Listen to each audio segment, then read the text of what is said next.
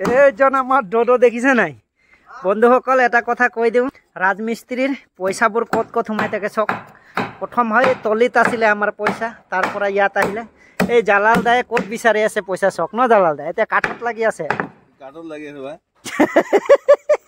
এইটো রাজমিস্ত্রি পয়সাবোৰ এনেকা সোমাই থাকে চক এইটো জালাল দায়ে কাঠৰ ভিতৰত বিচাৰি আছে এতিয়া মই যাওঁ আৰু এটা দেখুৱাম ৰাজমিস্ত্ৰি পয়সা কত সোমাইছে ইয়াত চাবহি বন্ধুসকল চক এতিয়া মোৰ পয়সা সোমাইছে ঢালাৰ ভিতৰত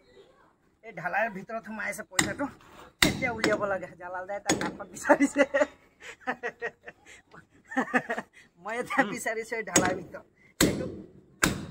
ইমান ভিতৰত পয়সাটো আছে না এতিয়া খালিটো উলিয়াবই লাগিব এইটো মানে ভাঙিছো মানে কাৰণ কি হ'ল এই চিৰিটো ইয়াৰ ভীমৰ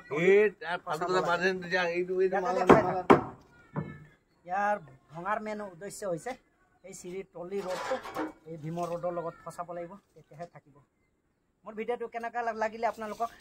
এটা লাইক কৰিব নিশ্চয় পাৰে okay thank you bye by